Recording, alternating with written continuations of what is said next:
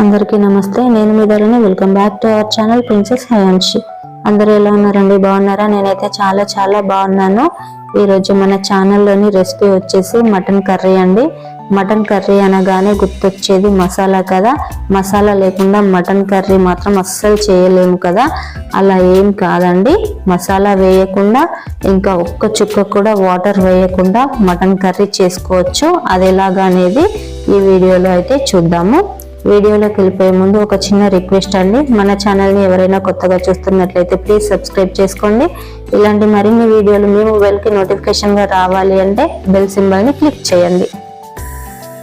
ఇంకా మనం లేట్ చేయకుండా మటన్ కర్రీ ఎలా చేసుకోవాలో ప్రాసెస్లోకి అయితే వెళ్ళిపోదాము. మటన్ కర్రీ కోసం స్టవ్ అంటించుకొని కడాయి పెట్టుకొని ఇందులోకి అయితే ఆయిల్ వేసుకోవాలండి. ఆయిల్ అయితే హీట్ అవ్వాలి.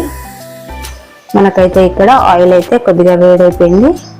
కొద్దిగా జీలకర్ర, పచ్చిమిర్చి, 3 నుంచి 4 పచ్చిమిర్చి సరిపోతాయండి. ఇంకా ఆనియన్స్.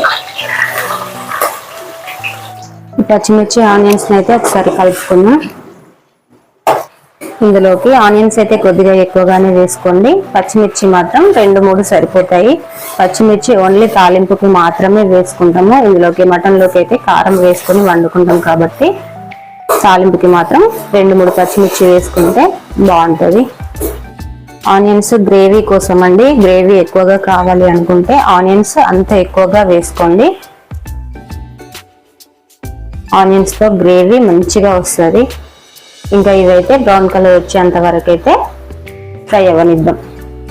ఈ ఆనియన్స్ అయితే మంచిగా ఫ్రై అయిపోతున్నాయి కదా. ఇప్పుడైతే మనం క్లీన్ చేసి పెట్టుకున్న మటన్ అయితే ఇందులో వేసేసుకుందాం. చూడండి, ఇందులో అయితే ఇంకేమీ కూడా వేయలేదు. ఆనియన్స్ పచ్చిమిర్చిలో మటన్ మాత్రమే వేసి కలుపుకొని మూత అయితే పెట్టేసుకుంటున్నాం. మూత పెట్టుకున్న తర్వాత ఇందులోకి అయితే మంచిగా వాటర్ వచ్చి మటన్ అయితే మంచిగా ఉడికిపోతుంది. ఇంకా మూత పెట్టేసుకొని కొంచెం సేపు అయితే ఉడికించుకుందాం. ఇప్పుడైతే మనం మూత తీసుకొని చూద్దాము. చూడండి, ఇందులోకి అయితే మంచిగా వాటర్ వచ్చేసినాయి కదా.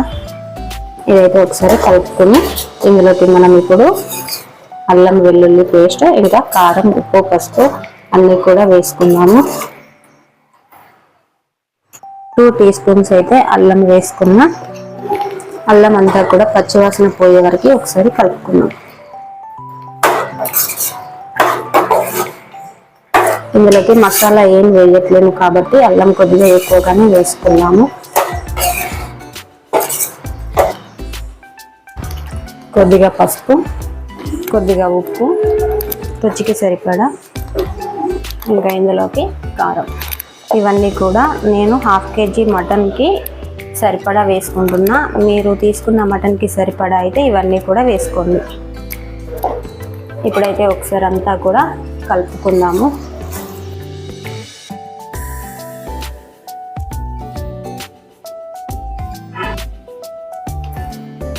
ఇంకా మళ్ళీ కొంచెం సేపు అయితే దీనిపైన మూత పెట్టుకుందాం. 1/2 కుక్ మాత్రమే అయింది కదా, ఇంకా మొత్తం కుక్ అవ్వలేదు కాబట్టి మూత పెట్టుకొని అయితే ఇంకా ఉడికించుకుందాం. మటన్ని ఎప్పుడు కూడా కుక్కర్లో మాత్రం వేయకండి. కడాయిలో కానీ కట్ల పొయ్యి మీద కానీ చేసుకుంటే చాలా టేస్టీగా ఉంటుంది. కుక్కర్లో వేసుకుంటే అంత టేస్టీగా ఉండదు కదా. కర్రీ మొత్తం ఉడికిపోయేంత వరకు కూడా మధ్యలో మూత తీస్తూ కలుపుతూ ఉండాలండి, లేదంటే అడుగంటిపోతుంది. చూడండి, నాకైతే ఇంకా అడుగంటిపోతుంది కదా. ఇట్లా అడుగంటకుండా అయితే మధ్యలో మూత తీసుకొని కలుపుతూనే ఉండాలి.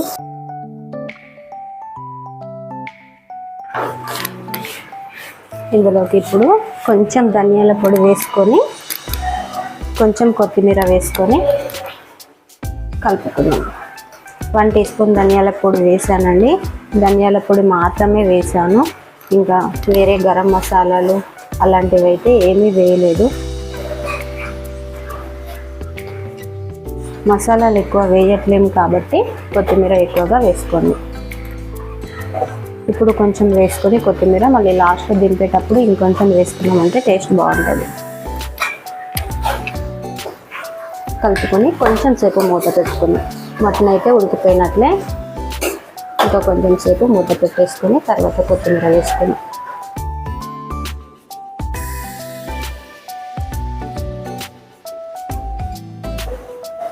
చూద్దాం. మన మటన్ అయితే కంప్లీట్ అయిపోయిందండి. ఈ మటన్లో అయితే నేను కొంచెం కూడా వాటర్ వేయలేదు, మీరు గమనించారా?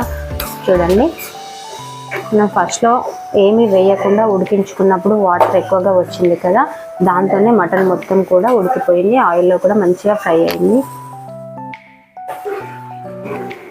ఇంకా మన మటన్ కర్రీ అయితే అయిపోయింది. లాస్ట్లో కొద్దిగా కొత్తిమీర వేసుకొని స్టవ్ ఆఫ్ చేసుకున్నాం. ఇదంతా ఒకసారి కలుపుకొని బౌల్లోకి తీసేసుకుంటే మటన్ కర్రీ రెడీ. మీకు కనుక ఈ వీడియో నచ్చినట్లయితే ప్లీజ్ ఒక లైక్ చేయండి, మీ ఫ్రెండ్స్కి షేర్ చేయండి.